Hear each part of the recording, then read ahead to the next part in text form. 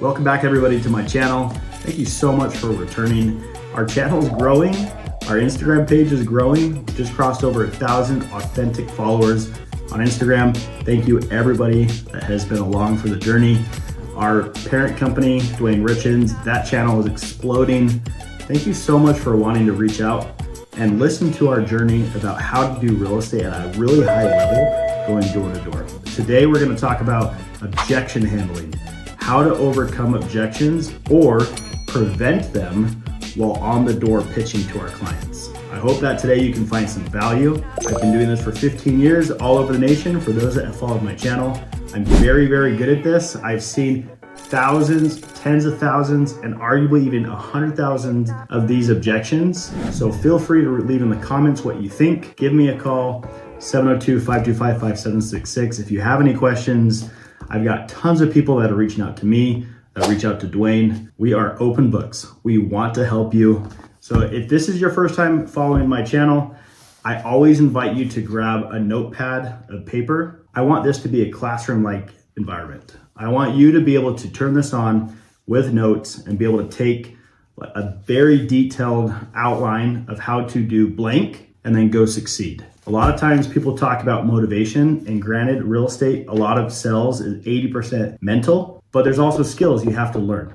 And you have to be able to have those arrows in your quiver to be able to pull out when you're on the doors. You have to be skilled. Only the skilled get paid in this job. In sports, the best shooters get to shoot, they get more playing time.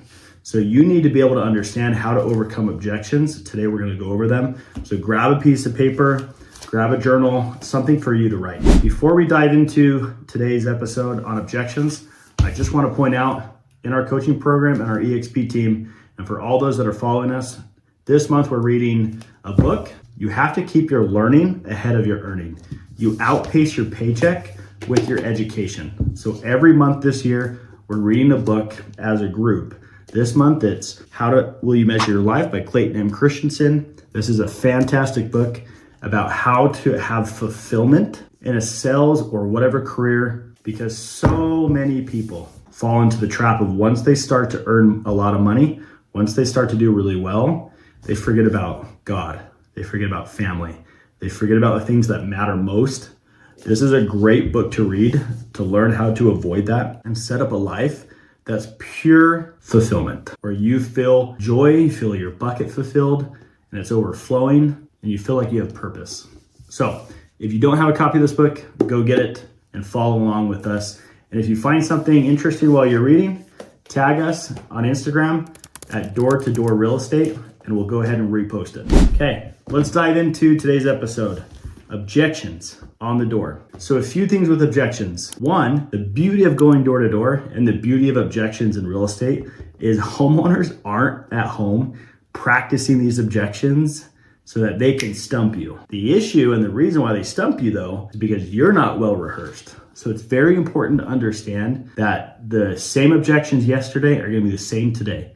The same today are gonna be the same tomorrow. They literally never change.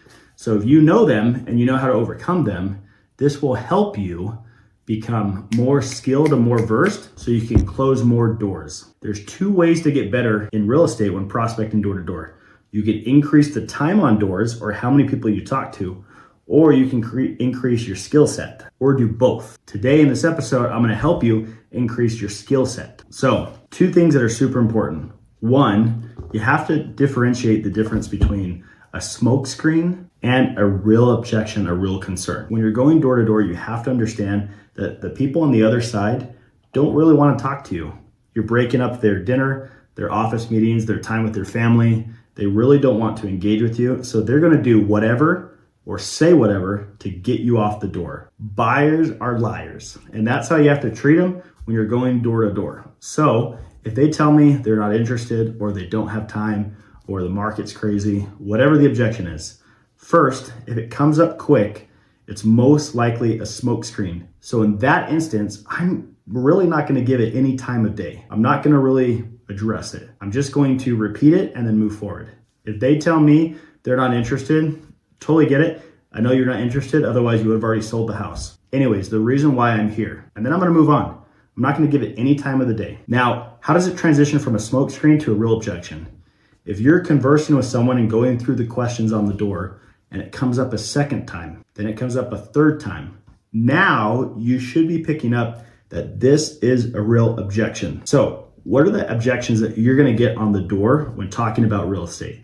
Going to be market conditions. It's going to be timing issues. They have to wait for something to buy, sell, or invest. It's going to be rates. The rates are crazy.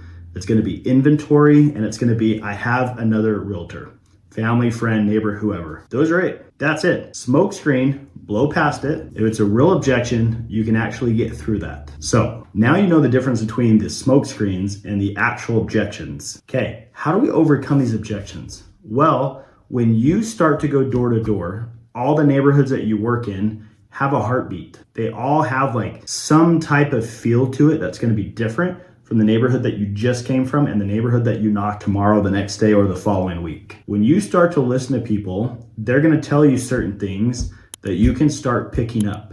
If you listen and you apply it in your next presentation, your next pitch, all of a sudden, a lot of the objections that are common to certain neighborhoods, you're going to not get them anymore. I'd much rather present in a way that I don't get objections because of how I'm presenting it.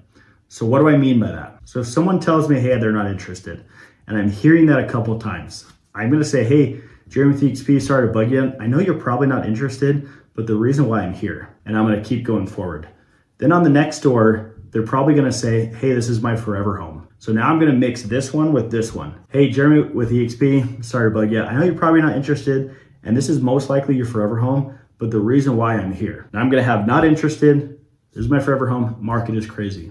So now on the next door, I'm going to say, hey, Jeremy with EXP, I know you're probably not interested. This is most likely your forever home, and the market is crazy. The reason why I'm here. So as I stay in a neighborhood and as I listen to neighbors, I have this accumulated pitch and presentation that's very, very focused on that neighborhood. And it's going to be very different to the next neighborhood. So now what's going to happen is you're going to start to realize you're not really getting that many objections. You're getting smoke screens, but you're trained to blow past it. But then the objections you're not really getting. And if you get them, you know how to overcome them. So let's say you blow through the smoke screen. You're presenting in a way to avoid a lot of the common objections, but you still get the objections. So how do you overcome it? The best thing you can do is to not attack the other person. You have to be able to be calm, hear what they're saying, and interpret it as a question. Concerns come up when they're engaged. It's a great thing that they're bringing it up to you. So treat it as a question. If they say, market is crazy, I probably wouldn't buy or sell right now. They're asking you, hey, the market is crazy.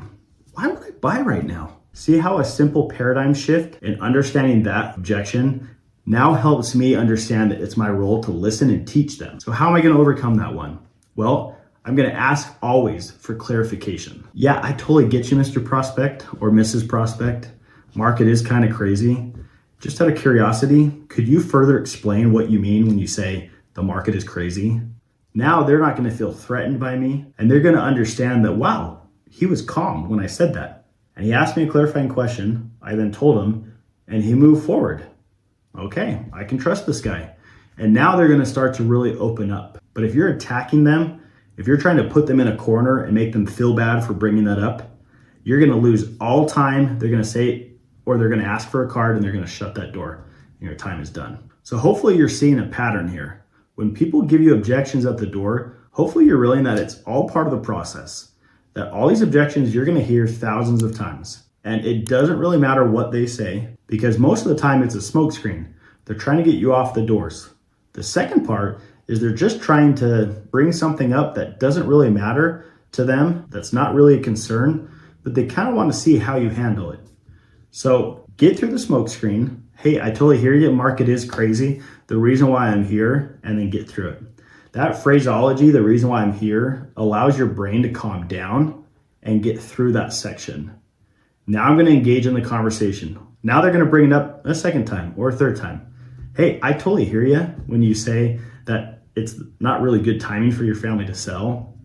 Just curious, why is it that you bring that up? They're now going to open up to me, and just simply by sitting back and listening and really caring about what they're going to say allows me to know how to move forward. That's why it's so crucial when you're going door to door. understand the objections, know how they're going to come up, have 1, 2, 3 ways to overcome each, but it's how you overcome them that means or matters so much more. Your ability to stay calm, understand that this is part of the process. They're bringing up an objection because they actually care and they actually are engaged in the conversation, and then view it as a question so that you're not really thrown off by it and that you can just be like, let's keep going. Most people in our coaching program, we're on the EXP team, we're going to pound them as hard as we can in our role play groups so that they can learn to be calm and still move forward in the process. If you don't have a coaching group or you don't have a role play group, we just opened up ours. If you go to our website at realdtd.com and click on coaching, there's a section, it's $100 a month. And we have 2 role play groups that go every day, one in the morning, one in the afternoon.